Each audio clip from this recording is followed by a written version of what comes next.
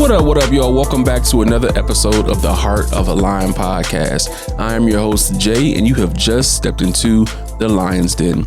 If you're a returning listener, then welcome back. Thank you for coming back for some more. If this is your first time tuning in, then go ahead and hit that follow or the subscribe button from wherever you're listening to the podcast.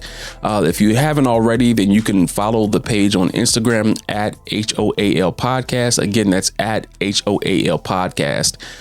As well as you can follow the page on Facebook at the Heart of a Lion podcast. Today is a special day. To many people, today is Eclipse Day, and for me, I couldn't care less. Not that it's not cool. I think that it's super dope that we're having this eclipse. If I have the opportunity to, then I will be outside with my camera, hopefully getting some cool pics. But you know, today's my birthday, so I really don't care about no eclipse. I am not really thinking about no eclipse. I'm just thinking about having a great day, having a great time, and celebrating my birthday with those that I love.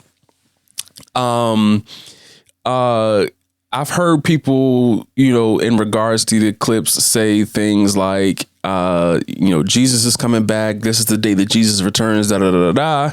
I've heard some people say that there are demonic things happening on this day that we need to be paying attention to. Whatever. What I will say is this. The Bible tells us that we do not know the day nor the hour. So do I believe that Jesus is coming back on Monday? No, we've had it predicted before where people said Jesus is coming back on this day and it didn't happen. Does that mean that we should not be ready? No, because we should always be ready and prepared. I think the story about the 10 virgins lets us know that we should always be prepared. But at the same time, it's not going to come when man predicts it. He is literally going to come like a thief in the night. But that being said, we should also be prayerful. We should also be mindful because, if it is some type of demonic undertone thing going on, then you need to be prayed up and you need to know how to move forward. You need to be able to hear from God to let you know what your next steps are. But anyway, getting that out the way, again, today is my birthday. Today is my 38th birthday. And man, when I look back over life, it amazes me that I've been able to make it this far. And I say, amazes me in the sense that I'm grateful for life.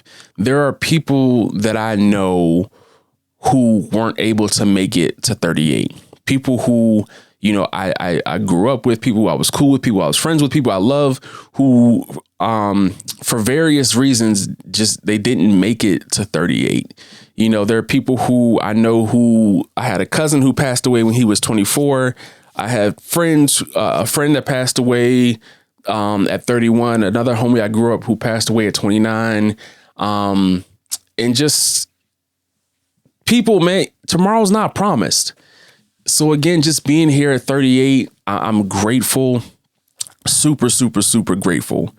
Because again, like when I look back, like this year, I celebrate my 20-year high school reunion, which is crazy to believe, but I celebrate my 20-year high school reunion. And when I look at where I was at 18 versus where I am at 38, man, I'm a completely different person. Some people may not believe that, but they haven't spent enough time around me in the last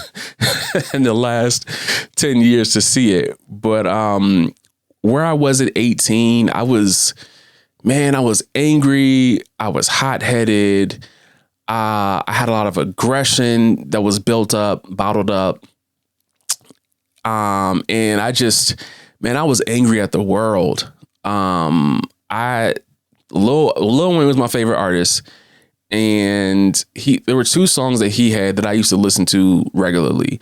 One song was called F the World. And he had a lyric that said F the world and let him die. And then he had another song that the whole chorus literally just said F you. Like that was the whole chorus. And these were like the two songs that I listened to all the time. The one was just because I was like, man, forget everybody. Forget everybody. I had the few people that I loved and cared about, but I was like, forget everybody. And then the other song, like, it always had me in the mood to fight or to be prepared to fight, whatever. And it wasn't a healthy mind state to be in. But that's where I was at 18. Like there was so much that I went through as a kid in early teenage years that by the time I was 18, I really didn't care about anything. You know, I had a great childhood. Don't get me wrong. I definitely had a great childhood.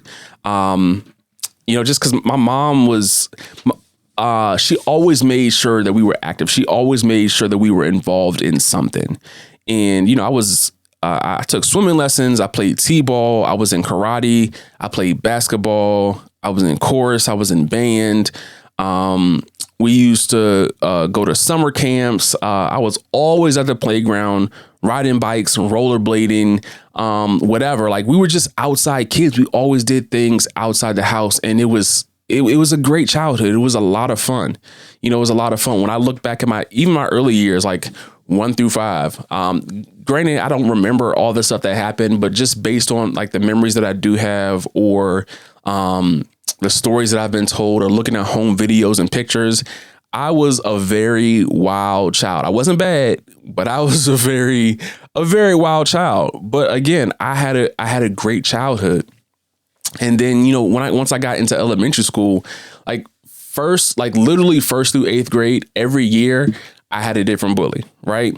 And I think that me having those different bullies, like it instilled a fear into me that kind of took away, I don't want to say it took away my innocence, but it took away the joyfulness that I had, and just me knowing how to be myself. I just didn't know how to be myself anymore because of everything that I was going through, and the bullies that I had, and the different things that I experienced. You know, there were certain aspects, there were certain times where I stood up for myself, but I was still like very fearful, and I didn't know like how to overcome those situations. And this is something that I'll talk more about on another episode. But I'm just like, for the sake of today, I'm not gonna go deep, too deep into it, just because it's my birthday. So we ain't gonna talk about all that. But once I got to high school, I moved to a new neighborhood. I had grown. I had gotten some size. I had 3 younger siblings. I was like, I can't allow anybody to, take advantage of them or bully them. Like, I don't want them to experience what I experienced. So my mentality shifted. But at the same time, like, I'm in this new neighborhood. I have this, mentality of like not allowing anybody to take advantage of me or bully me anymore. But the neighborhood I'm in is also crazier because it's like it was fights all the time. It was crazy things happening all the time. And it just like I always had to be on guard. And it just, because I felt like I always had to be on guard and I always had to be prepared for anything. Again, I was just always angry. I had so much built up animosity. I presented myself. If you've seen Boys in the Hood, then you'll get this reference. But I presented myself as Trey from Boys in the Hood to a lot of people, in the sense that I was cool with everybody. I didn't bother nobody. I didn't pick on nobody. I stayed to myself, but I was cool with everybody. I worked, and that was it. Like, again, I was cool with everybody. But when it came to my family, when it came to my family and my loved ones, I legit had a doughboy mentality. Like, if you mess with them, then you got a problem with me. If it's an issue with them, then you got an issue with me, and we gonna handle it however we gotta handle it. Like that was my mentality. And man, having that, being like Trey, kept me out of a lot of stuff. It kept me out of a lot of stuff. Having the doughboy mentality also got me into some stuff. But at the end of the day, like, I had great parents. I had a dad who was very strict. He might say that he wasn't strict, but he was very strict. But I also had, a mother who was very nurturing, and the two of them like imparted and instilled a lot of wisdom into me, which I believe also help keep me out of a lot of drama and nonsense that I didn't need to be involved in. I also had a praying grandmother who, grandma was just amazing, because I knew that, they say like the prayers of a grandmother, the prayers of a grandmother is what, saves a generation or saves the children, the grandchildren. I firmly believe that. And she was that, and still is that, for my family. That's what I believe, like the three of them were very instrumental, for me in, my younger years. But so I say all that to say, yes, so at 18, I'm angry. At 38, I have peace. Like I have so much peace. I have so much joy. I'm not concerned with, what somebody else thinks about me. I can have fun all by myself. I don't need anybody else to have fun, but I am super grateful that I have people in my life that I can have fun with, because, life is so much more fun when you can do it with other people. It's also fun when people accept you for you and love you for you, and don't make you feel like you're less than, don't make you feel like you have to be fearful, don't make you feel like you're scared or whatever. So I've been through so much and I've overcome so much. And truth be told, like if it wasn't for God, if it wasn't for Jesus, then I really don't know where I would be right now. I may still feel like I'm this scared little boy. I may still be fearful of certain people or certain opinions. I may, still be very angry and aggressive. I mean, I honestly don't know. I could be in jail or in prison somewhere, like just based on how my mentality was at 18. But I thank God for where I am. And I thank God for the people who introduced Jesus to me. I thank God for the Holy Spirit. I thank God for keeping me and for protecting me. I thank God that for every fight that I got in, that me or the other person wasn't seriously hurt. I thank God that for every fight in that it didn't go left and it didn't get out of hand, and nobody grabbed a weapon and it didn't turn out worse than it possibly could have. I thank God for the situations where people came through the neighborhood and tried to, and thought that they may try to jump me, but God protected me and kept me safe, even though, I was in situations where I was outnumbered. I thank God that even though I was angry, that he still protected me from me and it didn't allow me to take out my anger on other people. I thank God that he protected me from every bully that I had, and that situations weren't worse than what they were. I thank God for protecting me from every relationship that was not meant for me. And he saved me, he saved me from a lot of heartbreak and kept me and prepared me for my wife and for my kids. I thank God for keeping jobs away from me that weren't for me. I thank God for taking me out of friendships and friend groups that weren't meant for me, but also cultivating friendships and friend groups that were for me. I have so much to be grateful for and so much joy that I really can't allow myself to dwell too much on the negative, or to get stuck in a place of woe is me, or I'm so depressed or disappointed or whatever, because God's been too good. Do things always go my way? No. Do things always work in my favor? No. Do things always happen the way that I wish they would? No. But God is still good in spite of. On my mountain highs or my valley lows, God is still good. When I'm happy, when I'm sad, God is still good. Whether I'm laughing or whether I'm mad, God is still good. I just these are the things that I've learned over the last 20 years. I started going to church at 18 as this young, angry kid. And, here I am 20 years later, still in church with more peace, more joy. I know many people over the last 20 years who I either went in with as a peer or somebody I looked up to, who don't go to church and don't believe in the faith anymore.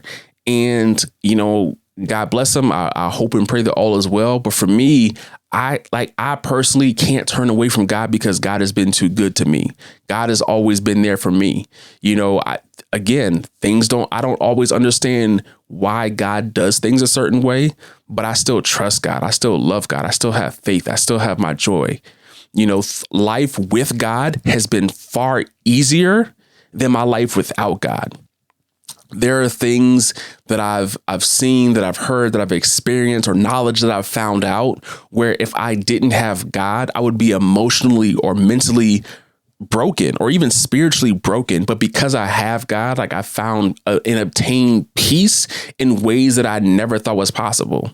There are areas where, things, would have made me angry or frustrated, upset, whatever, but I had peace. And again, it's all because of God. So at 38, I'm grateful for life. I'm so grateful for life. I'm grateful for every person in my life. I'm grateful for my wife. I'm grateful for my kids. I'm grateful for my parents, my grandmother, my siblings, my nieces, my nephews, my extended family. I'm grateful for my friends and my friend groups that I have. I'm grateful, whether I talk to somebody every day or once a month, once a year, whatever. Like I'm grateful for all the people who mean, something to me. I'm grateful for the people who have, walked in or even walked out of my life, because at some point they serve some purpose, whether they're in my life or out of my life now, they helped in the growth and development of who I am at 38. I have no ill will towards anybody. I'm grateful. Again, I'm grateful for who I have. I love everybody. I'm cool with everybody, but that don't mean I fool with everybody. Oh man. But when I look back over the last year, I learned a few things. I'm firmly believe and understand and know that the word says that life and death is in the power of the tongue.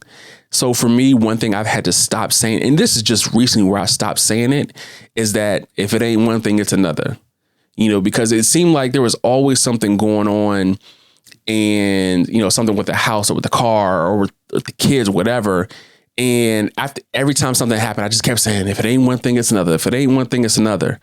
And then I noticed every time I say this, then something else happens. Like I literally had to renounce that from my vocabulary and just thank God for what I have and thank God for just, being in a situation to be able to take care of whatever the issue is. And I noticed when I changed my vocabulary, like things literally stopped happening. Does that mean that things will never happen? No. But when I keep saying, oh, if it ain't one thing, it's another, then another thing keeps happening, so I took that out of my vocabulary and I saw a difference that it made in my life, so I say all is well in spite of whatever is going on. I recognize that God is good, through the good and the bad. God is still good and all is well. I don't trip on the nonsense. I, do certain things need to be taken care of. Yeah, but all is well. I'm not dwelling on the things that are outside of my control. He gave me peace and allowed me to see it from a different perspective, so, yeah, so there's that, also, I'm the reaching out type person. And I used to get so frustrated when I would reach out to people and not hear back or, call people or not get calls back or, text and, not hear back from people for a few days. But one thing that God really showed me is that with adulting, life is life. We all live life different ways. We all have life to live and life to experience. And the first thing I realized is that in adulthood, especially the older you get, and then you get married and then you got kids and you working and all these different things, with adulting, it can take 3 to 5 business days, sometimes more, to get back to a text. There's no hard feelings towards anybody, whether it's, me waiting on a text back or somebody waiting on me to text them back. It can take 3 to 5 business days to get back. So I apologize, but that's what it is.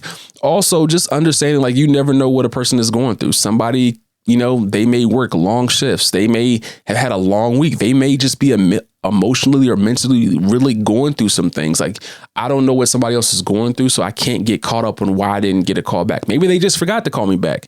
Maybe there's somebody that's like my wife who opens a text message and then gets distracted with something else and then comes back to hours or days later. I'm like, oh yeah, I forgot to respond. Whatever the case may be, I can't get caught up in, what somebody else's reason is, and it is what it is. Again, life is life, but I'm not getting emotionally invested in not hearing back. I pray all is well. I hope all is well. And I'll talk to him when I talk to him. Life gets busy and sometimes can be overwhelming. People have a lot going on. But again, I want nothing, but I want nothing but the best for those people, and for myself. And, also, I welcomed my little man into the world in this last year, and he is just, man, every time I look at him, I'm like, man, that's little me. He looks just like me. He has the strength of his daddy. He is so much fun. He smiles for no reason, just like his daddy. When music plays, he loves to dance just like his daddy. Man, he's such a load of fun, such a bundle of joy. And like the relationship that he has, the way he lights up for his sister is simply amazing. Like, I love to see him light up when he sees her. And man, we're just grateful. We're super, super grateful, to have him. Super grateful to have him. I talked about, well, let me say that. So those are the things that I really, got out of the last year, just in, being emotionally stable in spite of how I feel, or even being spiritually stable in spite of how I feel. Cause, sometimes there are things that, that tick us or trigger us emotionally or rock us emotionally, but learning to attack it from a spiritual standpoint. And when I come at it from a spiritual standpoint, it gives me peace emotionally. There are things that I've, heard or found out or, experienced over the last year where it's like, if I didn't have that spiritual component, it potentially could have made me be angry with certain people, or it potentially could have made me feel depressed. But again, God is good. So I lean hard on God. I lean hard on my relationship with Jesus and just understanding the importance of having Jesus in my life and spending time with Jesus as well. But so 20 years ago, I graduating from high school, which means that this year is my 20-year reunion. And it's hard to believe, because it seems like just a couple years ago we celebrated the 10-year reunion. And man, the 10-year reunion was definitely fun. It was definitely fun. The 20-year reunion, at one point I was really excited about, and I was looking forward to it. And honestly, now I'm like, do I really want to go? And it's not that I don't think I would have a good time, because I definitely think that I would have a great time. But for me, it's just, based on some of the things that I've seen online, or based on some of the ideas that have been pitched, it's just, I'm just not there anymore. Like, for me, like, my type of fun isn't going to a bar or to a lounge. Like, that's not my fun. If they go and they do that, cool. Like, let they can have fun. I'll see you on the next one. If it's a cookout or a picnic or something like that, I'll go to that. I think I'll go to that. But man, I'm above all, I'm happy to see that so many of us who graduated are doing well in life. That we are where we are now. I'm sure, many of us many people may not be where they want to be or desire to be, but they're still not where they used to be either. Yeah. But me, for this next year, I don't know if I've ever shared it. I don't think I've shared this on this podcast, but currently I'm in film school. And in this next year, what I would really love to do, if not this next year, then these next 2 years, I want to get a script pitched, but also like somebody say, I want to make a movie or a short film out of your script. Like, that would be super dope. I would love for that to happen. I've already written a few scripts for school. And I think it would be dope if somebody saw one of my scripts and said that they want to make a movie out of it. I'd also love to be a part of the process, just from a cinematography standpoint. I think that would be super dope. So Man, I don't got nothing else to say. All I can say is that, God is good. Life is good. In spite of what I've been through, I'm still here. In every moment when I thought I was physically alone, God showed me that he was still there.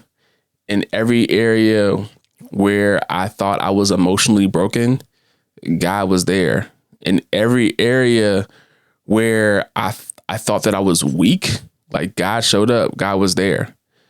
So I thank God for always being there. I thank God for my wife. I thank God for my kids. I thank God for my immediate family, my extended family. I thank God for, all my, my aunts and my uncles who are just always loving and always there, always kind, always support.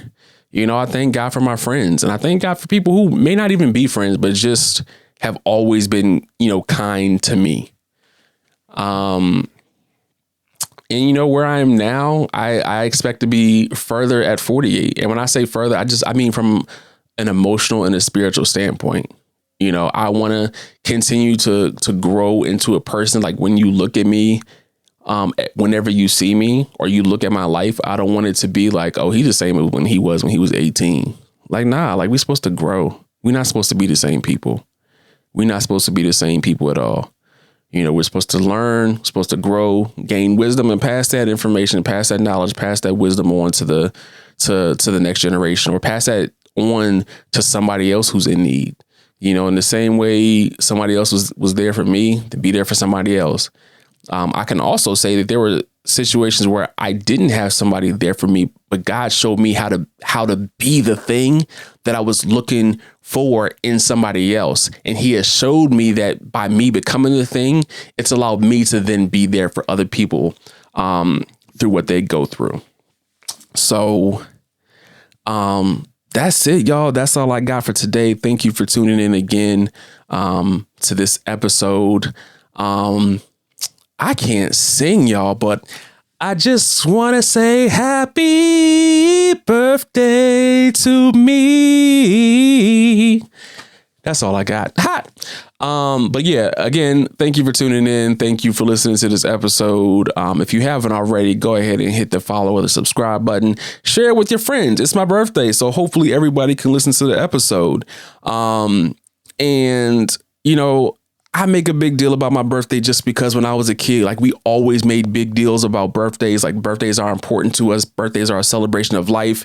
We want to celebrate these years. We want to celebrate like your life on earth because your life matters, so we celebrate life. I had a birthday or two when I didn't really care to celebrate because I was going through a mild depression or whatever. But then even in those birthdays, God still showed me how loved I was, how important I was, how much family meant to me, how much my friends meant to me. And it snapped me out of that. And boom, I'm back at it.